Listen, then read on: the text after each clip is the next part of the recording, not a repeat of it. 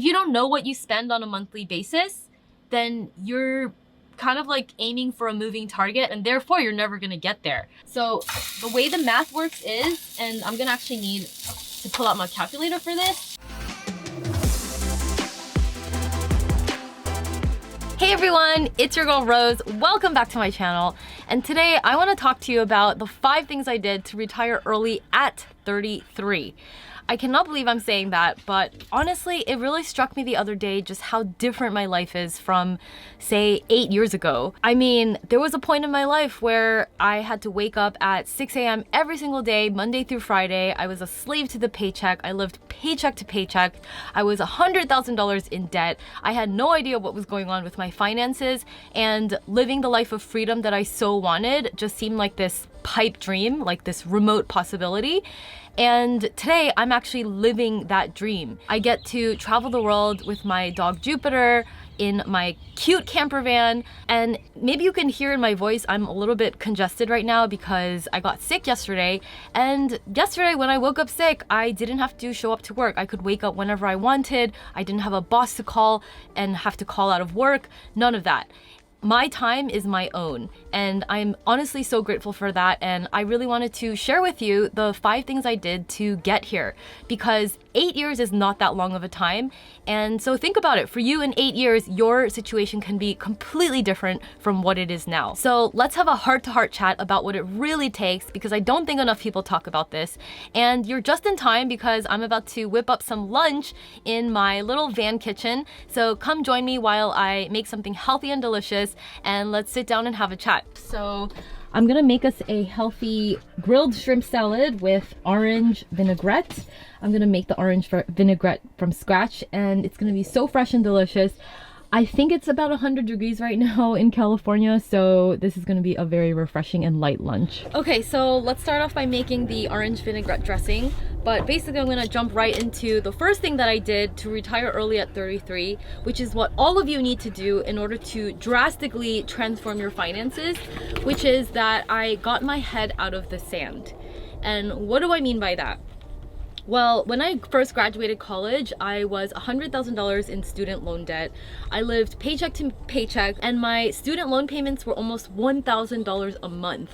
And then living in New York City with, New York City rents and all the high living expenses, I was barely keeping afloat. And instead of actually facing that reality, I just avoided, kept my head in the sand. I self-medicated by going shopping a lot, going out to nice restaurants, hanging out with people who spent a lot more money than I could afford to spend. In fact, I'd be so in the dark about what was going on with my finances, and I would even offer to pick up the tab at brunch for my friends, knowing that it would overdraft my debit card. Like, that's how bad it was. And you keep going like that until you reach a moment one day when you just decide to make a change. You hit rock bottom. And that moment came for me in the winter of, I can't remember which year exactly, but I was about 25, 26, and I had gone through a really rough breakup. I hated my job, and I didn't have any friends, and I never saw the sun because I had to wake up so early and then leave the office so late at night. I mean, it was just bad. So there does come a moment when the fear of continuing on the path that you're on, of extrapolating your life 5-10 years out, doing exactly what you're doing now, of living paycheck to paycheck, not making a plan for financial freedom, spending everything you make, not looking at your numbers. When the fear of continuing like that becomes greater than the fear of taking action. And really, from a practical point of view, what I'm talking about is taking stock of where you are financially, which means calculating what is your net worth, meaning what's your assets minus liabilities. So everything you own, whether it's stocks, bonds, IRA accounts, 401k accounts, savings accounts, checking accounts, real estate, crypto, minus your liabilities, which is everything you owe, which can be mortgages, student loans, credit card debt, tax debt, unpaid phone bills, things like that. So that's the first thing you need to take stock of. And this might seem like a really basic step, but a lot of people don't even know where their 401k account is. So keeping track of your assets is a big step. It's a lot more than many people do, I will say that. And same with liabilities, keeping track of how much exactly do you owe, and just knowing like exactly where you stand and what the numbers look like. That is actually a huge empowering step. So what was glaring back at me that winter was minus $100,000 net worth. It wasn't a pretty number to look at, but it was actually a huge moment of relief and empowerment, because now that I know where I stand, now I can do something about it. The other thing to take stock of is your income versus your expenses. Like, what are you actually spending on your credit card every month? And is that more than what you're bringing in? Because that's valuable information. That means maybe that's why you are always in this cycle of paying off your credit card every month. Maybe that's why you never have money left to save at the end of the month, because you spend everything on stuff that you don't really need. The key part of when you do this exercise is no shame, no blame. There is no shame in how you spend your money. Yeah, maybe you spent thousands of dollars a month on eating out in the last few months. Maybe you spend an obscene amount of money on dog stuff because you love your dog and you buy him dog clothes that cost $100 per hoodie. Who cares? The point is, it's just information. Spending is just spending. Like, it's just information, and with information, you can empower yourself. So that's kind of, I think, the key point. I really think like self-forgiveness and self-compassion are really underrated in the world of personal finance. Like, that's not spoken about enough. So that was a key turning point for me, because that's when I really started taking massive action towards paying off my debt. I threw everything that I could. I really like cut down my expenses and threw everything I could towards my debt. And honestly, like, the numbers go down really fast when you're that focused on it. But it really all started with that first step of getting my head out of the sand. All right, I've been talking too much, so I didn't even get a chance to start on the dressing, but I'm going to juice this orange so that we can have freshly squeezed orange juice for the orange vinaigrette.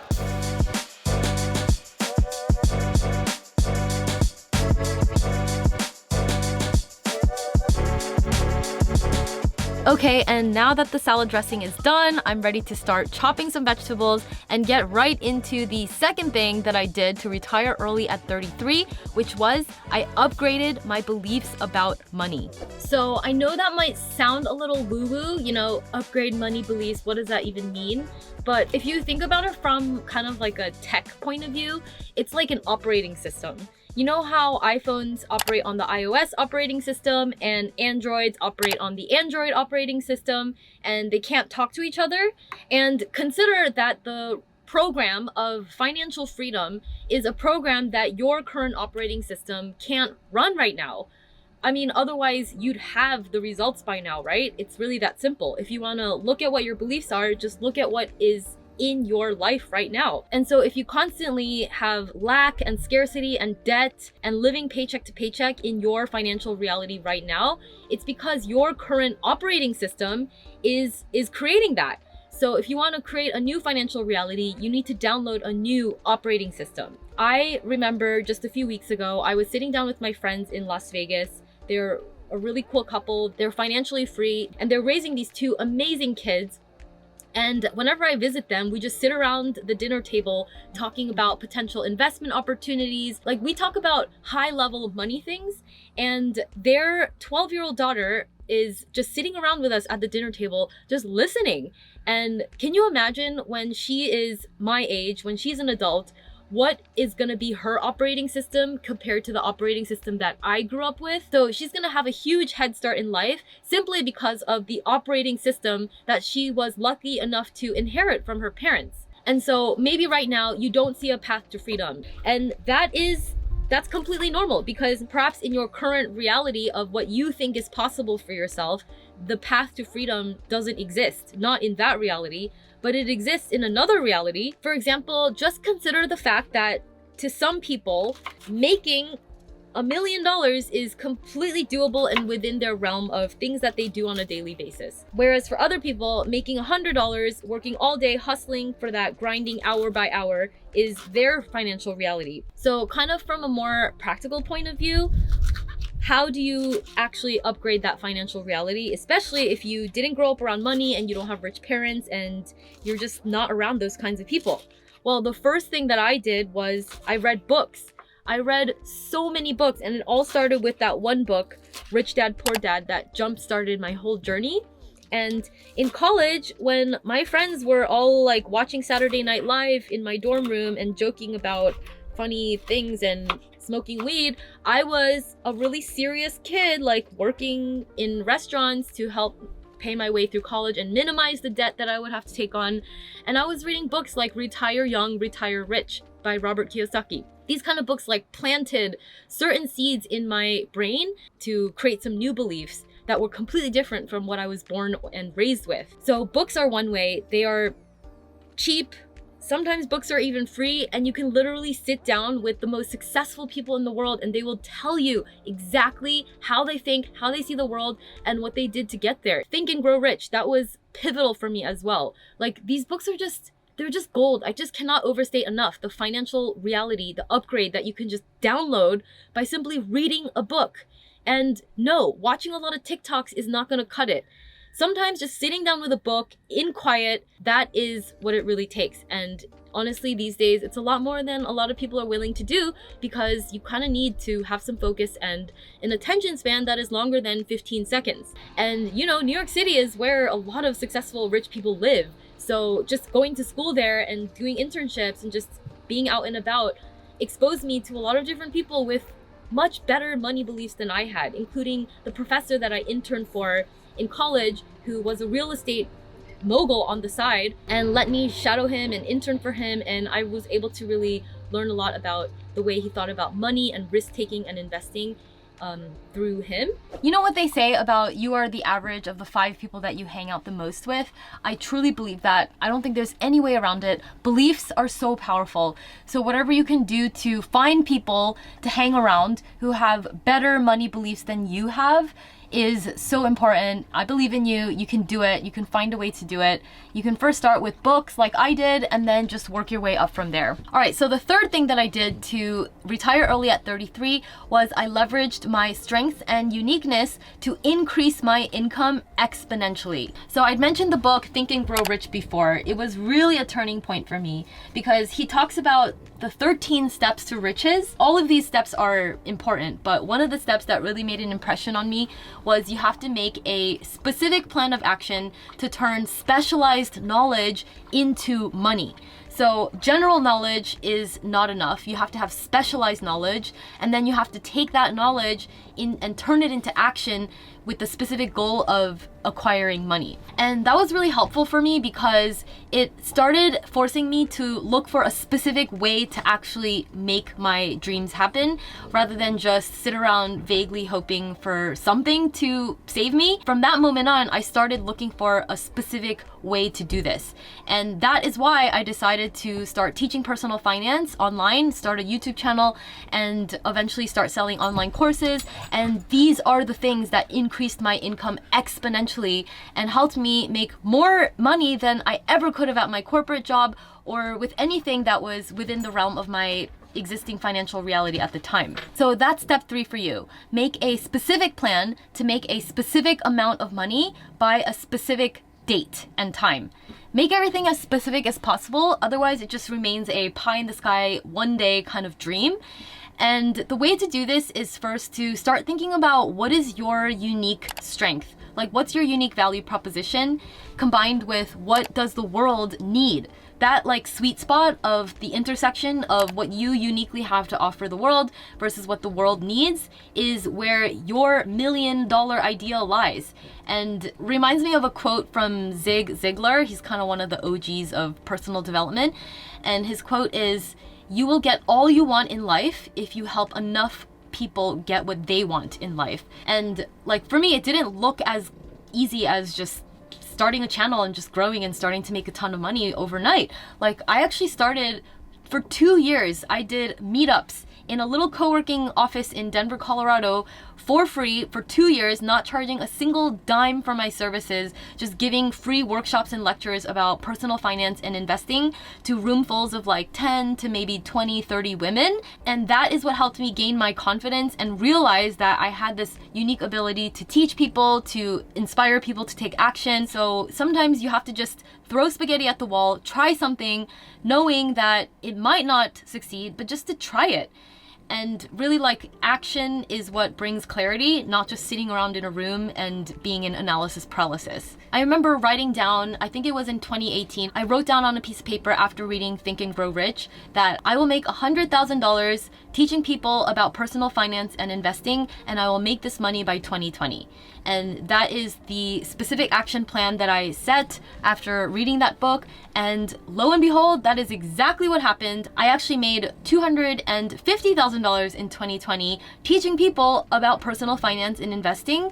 And ever since then, it's 2022 now, and I have made over $3 million doing this. And so I truly believe in the power and the wisdom that is in these kinds of personal development books. They don't talk about anything tactical. They don't talk about what to invest in or what hot crypto coin to buy next. They don't talk about that stuff. They just talk about mindset and how to set goals and achieve them. Something else that really helped me was a test called StrengthsFinder 2.0. I'll put a link to it in the description.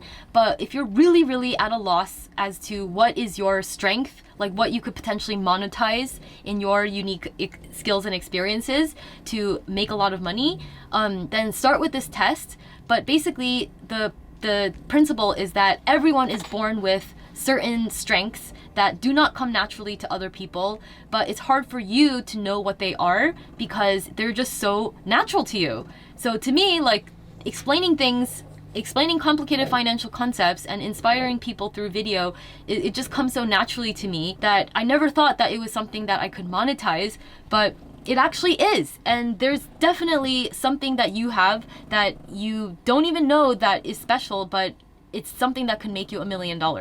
So I recommend taking that test if you don't know where to start, and that will really help you with step number 3, which is to leverage your strengths and uniqueness to increase your income exponentially. Because once you pay off your debt, you're debt free, once you are good with your money, really there's only so far you can get with the amount of income that you're making. You really need to start increasing your income, and that's how you can really fast track your way to financial independence.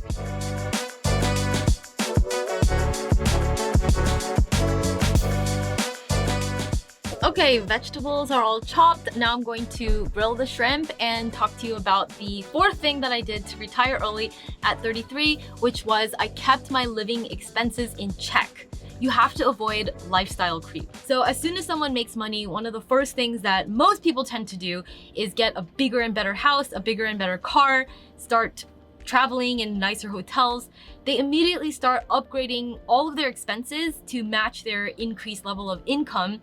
And that's how you end up on that never-ending hamster wheel of success where you're making more but spending more, making more and spending more, and you're never actually gaining more and more freedom in the process. So when I started making 6 figures and then 7 figures, my expenses stayed exactly the same. In fact, they might have even gone down because I moved into a van, and then when I'm not in the van, because I don't always love to do van life, sometimes when I need a break from van life, I can rent out the van, and that brings in income to pay for whatever Airbnb I want to be in some other part of the world. These days, I'm spending a lot of time in Mexico City. And one of my reasons for moving to Mexico City was that there was also a low cost of living so that I could still live really well without having to actually increase my level of expenses. So the less you spend, the less your monthly living expenses are, the faster you're going to retire.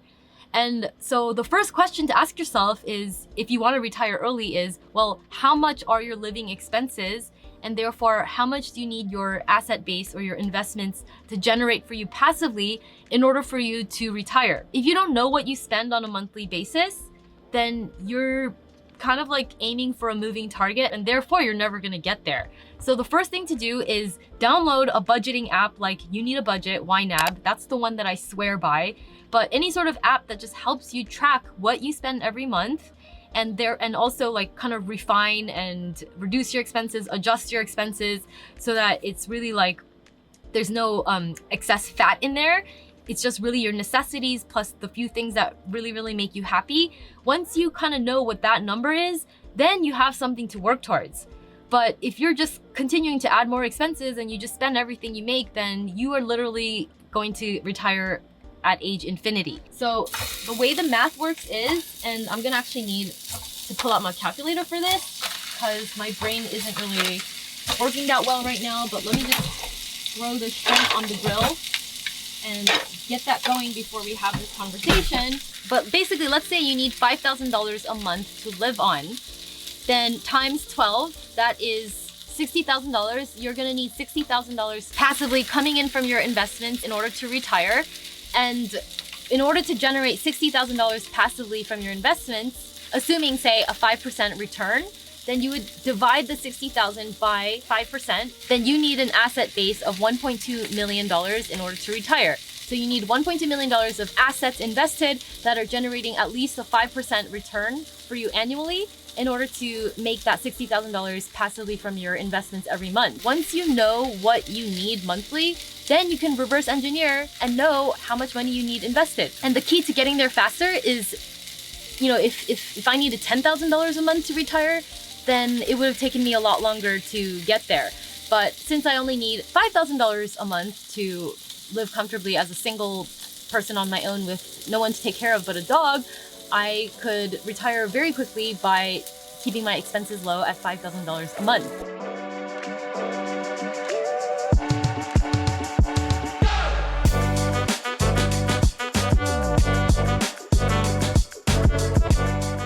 Whew. All right, lunch is served. We are just in time to sit down and eat while chatting about the fifth thing that I did to retire early at 33, which is to convert my income into assets. So this comes after the previous step that we just talked about, which is to keep your lifestyle creep and expenses in check. Because once you keep your lifestyle creep in check, the goalpost stops moving further and further away. So now you have a fixed number that you need to generate passively from your investments monthly. You need to start working towards that goalpost by turning the income that you earn into assets. So think of the income that you earn as like a river. The money is flowing and flowing and flowing, but it passes by. What you need to do is take the incoming money, the river of money, and turn it into a reservoir of water, of resources that you can use at any time when you need it. And that really comes down to having the financial education, the financial literacy to do so. So making money, making a bunch of money is one thing, but that's really only, I would say, just half of the equation, because plenty of people make tons of money. Just ask all the NBA players and the people who win the lottery and end up broke, if not broker than before they made all that money. Just ask those people. So making money is really not the whole picture. There's plenty of people who make a lot less than these NBA players and lottery winners, but they end up a lot wealthier because they know how to keep what they make and grow what they make. Whenever you make money, whether it's from your paycheck or you make money in your business, you immediately convert that into something fixed, like an asset that will pay you dividends and interest and rental income, some form of passive income for years and years to come. So you can buy rental property, you can buy stocks, index funds, crypto, and some of you might be thinking, well, I don't even have the money right now, so what's the point in learning about how to do this? It's kind of like manifesting your soulmate. I've seen some kind of like manifest your soulmate relationship coaches and gurus talk about this, where if you want to manifest someone in your life, a soulmate, and attract them into your life, you need to prepare your life to receive them. So that could be doing little things like getting an extra toothbrush and putting that in your bathroom next to yours. And every morning in your coffee ritual, you prepare coffee for 2 instead of 1. And so you're kind of like future pacing and preparing your life and container to attract the soulmate that you desire in the future. So it's kind of like the same thing. You open up your investment accounts, you set up your 401k, your Roth IRA, you educate yourself about real estate, stocks, and crypto, so that by the time all that money and income that you're trying to manifest comes into your life, you know exactly what to do with it. And that is what happened to me. By the time my channel took off and my business took off and I started making money in the 6 figures and 7 figures, I knew exactly what to do with it. I put it into real estate, crypto, and stocks, and I did it without fear, without hesitation. The universe can really feel when you're ready to receive more money into your life, and you can start preparing by simply just educating yourself and getting financially literate. Because if you're not already responsibly and knowledgeably investing the money that you do have right now, what makes you think you'd be ready for more? So step number 5 is so important: to expand your container of the amount of money you are ready to receive in your life by expanding your financial education and learning how to convert your income into assets even before the income comes into your life. So that is it. I think that sums it up for the 5 things that I did to retire early at 33. I know a lot of it was a lot of mindset and sort of kind of spiritual and woo-woo stuff, but if I really had to sit down and summarize like what the fuck happened in my life these last 8 years to get me to this place, which still sometimes shocks me when I just wake up and look at how my life is compared to what it used to be, these 5 things are really what I did. So I really hope that you found this valuable. I hope that you enjoyed my little cooking show while I was doing it. It's a little bit different, but I thought it was a cool way to show you behind the scenes of what my life really looks like. And yeah, and I hope you'll stick around for the next video. I'll be posting more van life vlogs, travel vlogs, stuff about life in Mexico City, and of course, tips and inspiration for improving your finances, upgrading your money mindset, and creating a life on your terms. Thanks so much for watching, and I'll see you guys next week, same time, same place. Bye! Let's try that again. Okay, so I want to show you what we're having for lunch today. Motherfucker! So fucking tangled. Okay, let's try that again.